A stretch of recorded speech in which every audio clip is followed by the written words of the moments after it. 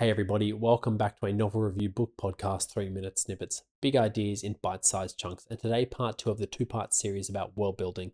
Now last week I spoke about hard world building and what that meant, and basically very briefly what that means is to hard world build a world is to construct a world where you have every little detail fleshed out and you exercise control over everything that is going on. It's a really useful way to start building your story, but of course hard building a world can reduce a lot of naturality to your story and storytelling, so it isn't always the best way to go about it. Today I'm going to talk about soft world building and what that means. And to sum it up as briefly as possible, basically what it means is to just start writing the story. Even if you're in a position of sci-fi and fantasy where it might be, frightening to write a story like that, where you might think, oh, but I need to know every little detail about the characters before I write them because that's where the story is. No, don't be afraid to just start writing a story. You can still have an incredibly successful story doing this.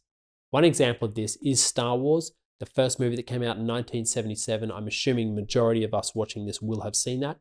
The first film in 1977, A New Hope, which is episode 4, came out, and the famous Cantina Band scene, those characters in that scene, George Lucas had no idea who they were. He simply went to his team, to his prosthetics department, and said, create me some alien-looking characters. I need them as background characters for this scene.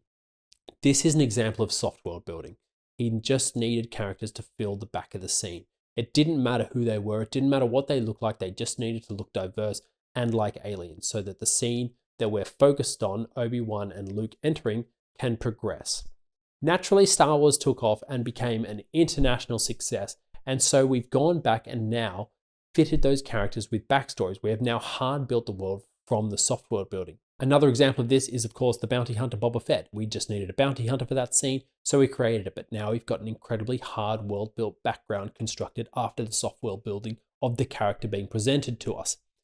It can be incredibly useful, and it's nice that you can always go back and change it, I guess, in that way. But it also can, I guess, take away some of that mystery and sort of the fantasy fun to the story as well, because it's just a wonderful host of characters that we don't really care about, we don't need to know. But of course, when you've got a multi-billion-dollar empire, maybe you do want to go back and flesh out these characters so you've got different avenues of stories. But that is an example of soft world building where you literally just fill the background with characters where you have no idea who they really are. You can always explore them later, but for right now, we just need the story to progress. So don't be afraid to soft build a world as well.